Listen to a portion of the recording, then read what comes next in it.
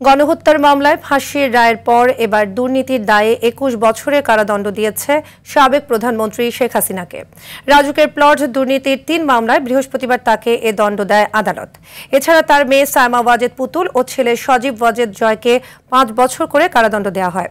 সরকার প্রধান হয়ে এমন জালিয়াতিকে রাষ্ট্রের সঙ্গে বিশ্বাসঘাতকতা বলে মন্তব্য করেন বিচারক।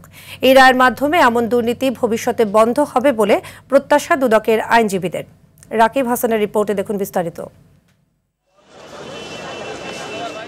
ক্ষমতার অপব্যবহার করে পূর্বাচলে সরকারি জমি নেয়ার অভিযোগে দুদকের ৩ মামলায় আসামি ছিলেন ক্ষমতাচ্যুত প্রধানমন্ত্রী শেখ হাসিনা সহ মোট ৪৭ জন। তবে ব্যক্তি হিসেবে সে সংখ্যা ২৩। বৃহস্পতিবার এসব মামলায় রায় দেন ঢাকার পঞ্চম বিশেষ জজ মোহাম্মদ আবদুল্লাহ আল মামুন।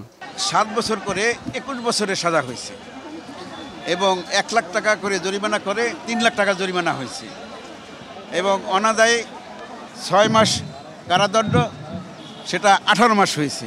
এই রায় পড়ার সময় বিচারক পর্যবেক্ষণে বলেন, ভুয়া হলফনামা জমা দেন শেখ হাসিনা। বলেন, এই প্রতারণার মাধ্যমে রাষ্ট্রের সঙ্গে বিশ্বাসঘাতকতা করেছেন টানা ৪ বারের প্রধানমন্ত্রী।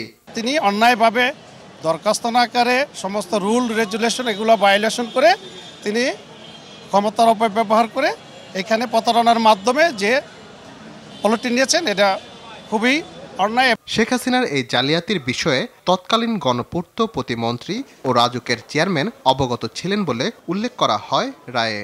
তা সত্ত্বেও প্রধানমন্ত্রীকে খুশি করতে পরস্পর যোগ সাজশে প্লট বরাদ্দ দেওয়া হয়। সাজা যাবজ্জীবন আশা করেছিলাম, আদালত সন্তুষ্টে যা দিয়েছে এটার উপর কোনো সিদ্ধান্ত নিতে হলে আমরা দুদক কমিশনকে আমরা অবহিত করব এই রায়। সেই রায়ের নিয়ে দুদক কমিশন যে সিদ্ধান্ত দেয় সেই সিদ্ধান্তের ফলে আমরা পরবর্তী কার্যক্রম গ্রহণ করব। পরে অন্য আসামিদেরও বিভিন্ন মেয়াদে সাজা ঘোষণা করেন বিচারক। অবশ্য বেকসুর খালাস পান গণপূর্তের প্রশাসনিক কর্মকর্তা সাইফুল ইসলাম সরকার। এমন দুর্নীতি ঠেকাতে রাজুকের নীতিমালা সংস্কার ও দুর্নীতির তথ্য প্রকাশের জন্য সুপারিশ করেন বিচারক। রাকিব হাসান, RTV, ঢাকা।